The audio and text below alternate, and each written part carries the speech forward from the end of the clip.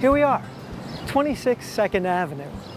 Very few New Yorkers know the historical significance of this humble storefront. See this sign behind me? It says Matchless Gifts.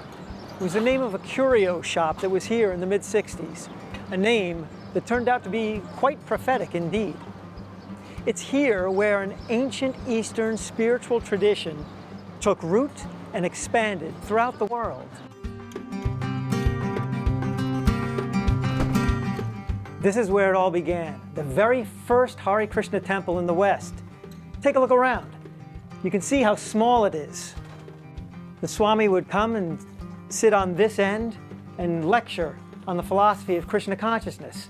Although the Hindu Vaishnava tradition, also known as Krishna consciousness, goes back thousands of years and still has millions of followers in India, it was a very new thing in the West. So Bhaktivedanta Swami decided to incorporate his fledgling movement, and that happened in July 1966.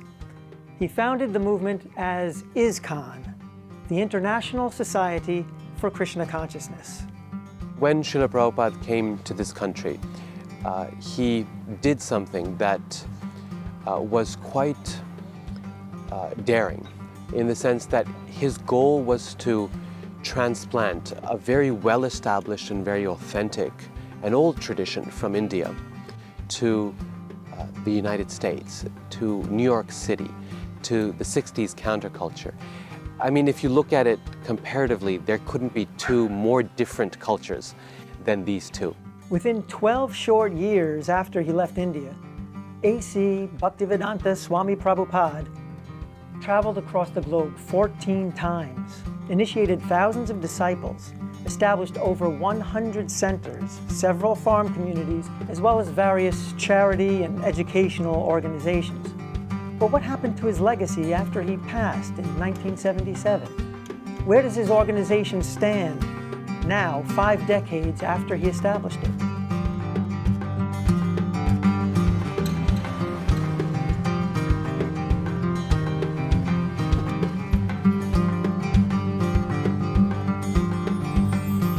It was underneath this tree on October 9th, 1966, that A.C. Bhaktivedanta Swami Prabhupada held the first recorded outdoor chanting session of the Hare Krishna mantra outside of the Indian subcontinent.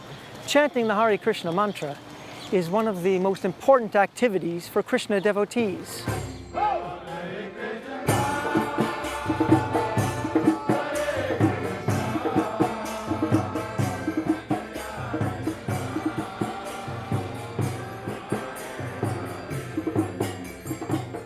We've got lots of singers here, lots of musicians, and lots of dynamic people who want to share their joy and their happiness and the purity of Harinam, of Krishna's names. And so there are quite a few different initiatives going on. The Harinam itself goes out every day, and that is generally 2 to 3 hours. People from so many countries come here. So you can sing to all over the world when you come here on Harinam.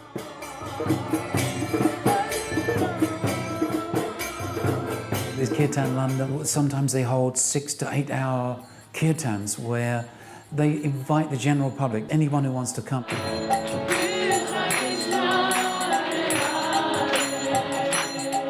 I always come to kirtan to go deep inside. Well, I cried even more than usual. It connects me with happiness. There's been kind of a surge over the last 15 years where we've seen more and more the youth of the Hare Krishna movement are just set alight by their desire to specifically do kirtan.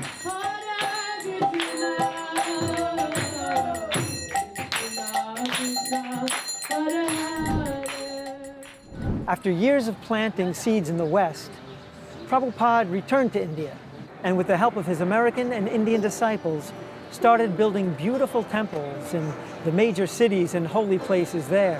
One of his main projects was to build a spiritual city in Mayapur on the banks of the river Ganges.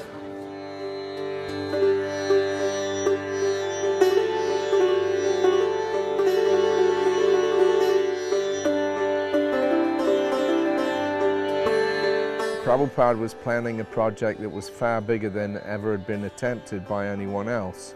A temple like this has never been built for hundreds of years. We want to make this like a gem. This temple, the Temple of Vedic Planetarium, can unite the whole world and establish the peace and prosperity all over the world. Well, Mayapur is the home for all devotees. I was born and brought up in England. I was born in Cape Town, South Africa. I was born in Detroit, Michigan, in America. I'm from Brazil. I was born in Bengal. My wife, Maya Pureshwari, is from Ukraine. I originally come from China. We actually had a visitor here once from the UN, and he said, wow, this really is the United Nations here. It's amazing how people can understand each other, although they're so different. We have a oneness on the spiritual platform, and at the same time we recognize the differences. There's variety as well. Mayapur is just a happy place.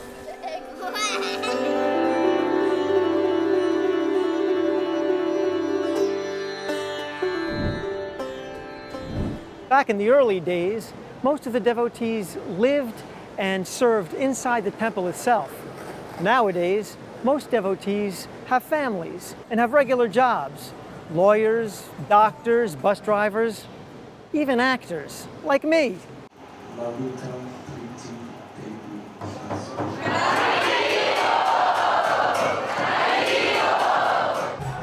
Today is the Ratha Yatra Festival in New York City.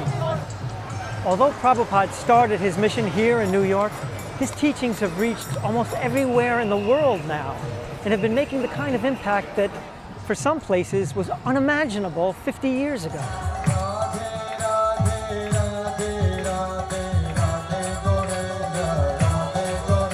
На самом деле, ни разу не была на таком концерте, поэтому очень понравился данный формат. Очень много эмоций получила. Я работаю в нефтяной компании полдня, в остальное время фотография, моя профессия. There is no material reasons why this movement grew so much. Definitely, grace of Srila Prabhupada and his way of presentation, because so far we distributed millions of his books, probably around 20 million of Prabhupada's books, and people just by reading his books become devotees, become convinced. His presentation is absolutely unique. I was interested in the literature, and I stayed in the movements because there was music. There was something I could connect to, and I could immediately find my role, my place in the community.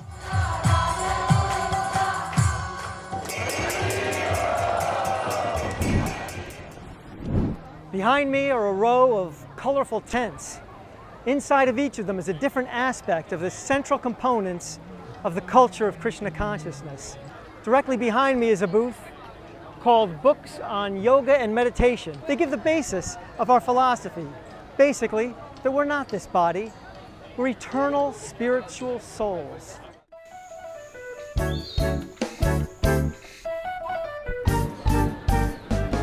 A BBT ela foi criada por Prabhupada há mais de 50 anos com o intuito de ter documentado, né, o seu conhecimento para poder levar para todas as pessoas, né, aquilo que ele acreditava.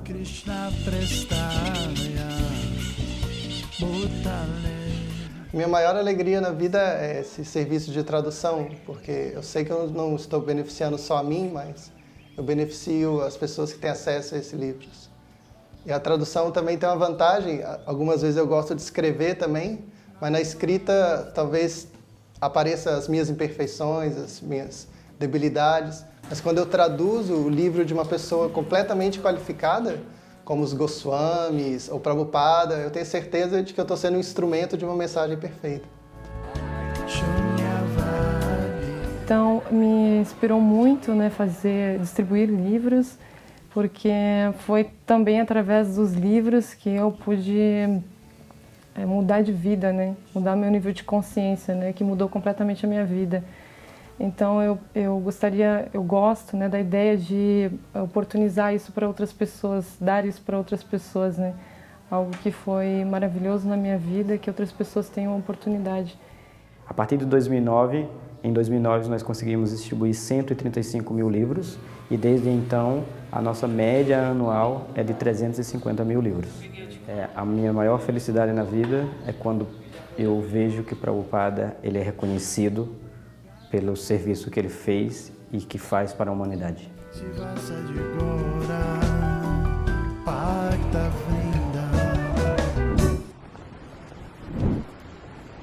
Vegetarianism is one of the most important aspects of a Krishna-conscious lifestyle. Devotees try to cause the least amount of suffering possible to other living beings. This is called ahimsa in Sanskrit. It's the principle of non-violence. Prabhupada and his followers have contributed tremendously to the fact that vegetarianism is much more popular now and has even become somewhat mainstream.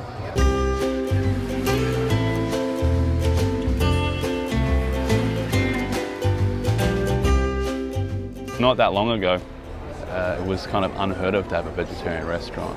And I would dare say that Hare Krishna are probably the first people in Australia to do one. There were teary moments and, you know, a lot of blood, sweat and tears.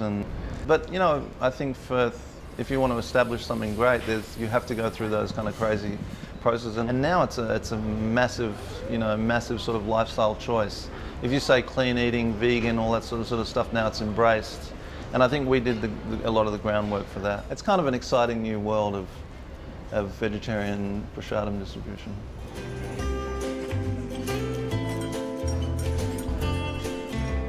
I always eat at Govinda's, just a natural routine. The best recipe for people to be happy, I think that developing an attitude of service towards other people. The reason we do what we do and we push every day is the reciprocation we get from the people we're doing it for. And every day they're coming in, we have people coming in multiple times a day even, and just showering with us appreciation and affection and love. I think the Hare Krishnas, that I know them anyway, are really integral to the community at James Street. I think they provide a really beautiful service and they make incredible food.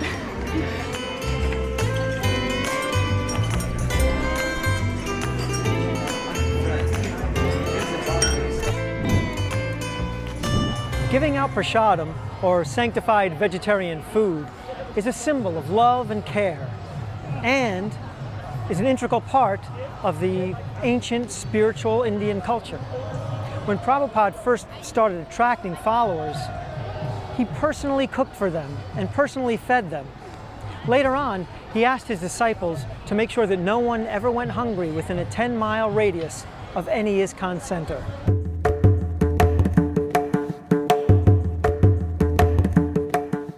The ISKCON Food for Life is the world's largest free food vegetarian program which serves out holistic meals to people all around the world at its different centers. The Food for Life initiative in ISKCON Mumbai started in 1980s and is still going very strong, where a holistic meal is served to people every day, morning and evening.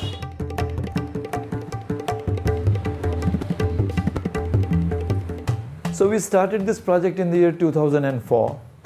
It was a very humble beginning. On the first day, we went to one school which had only 900 students. 11 years down the road, we have set up 20 kitchens in different parts of the country. We have a presence in 8 states, and we are feeding 1.2 million kids every day.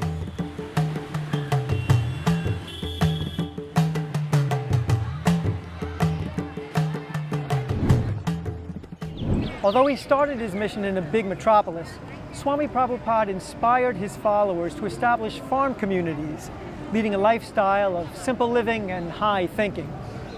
He taught them to respect nature and how to be self-sufficient, living off what the land and the cows provide.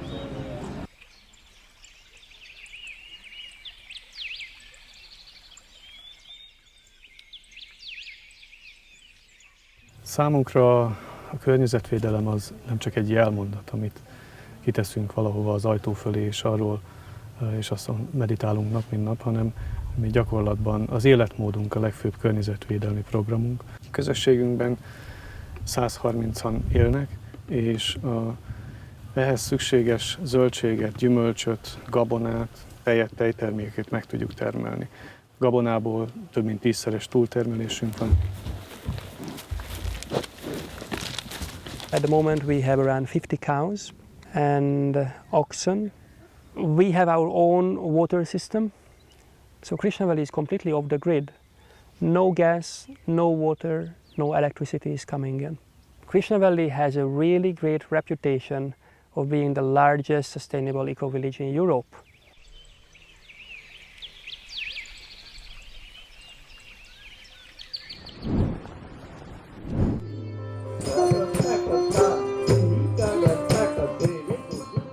Well, the stage program is winding down. The younger generation is really stepping up, taking on more leadership roles within the society and the organization of running festivals like this one.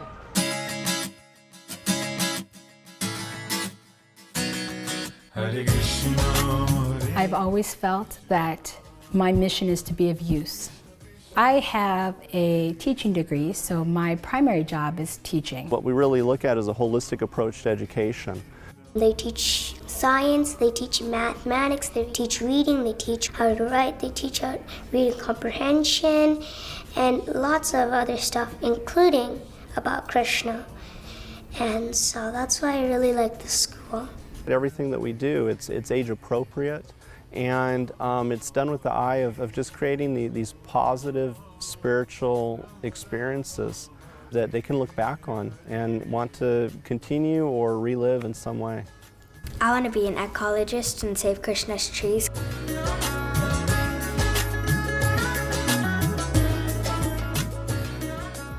I think ISKCON's contribution to the world around us has to do with the fact that it provides an authentic spiritual perspective on many of the issues that face us in the world today.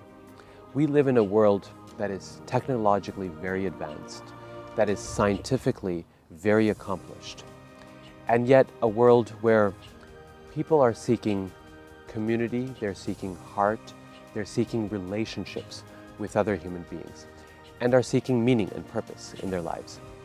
And what ISKCON does, I think, is provide the opportunity, provide a pathway to finding that meaning and living it in a day-to-day way that is at the same time connected to our world around us and yet gives meaning and hope for something much greater than we human beings can imagine ourselves.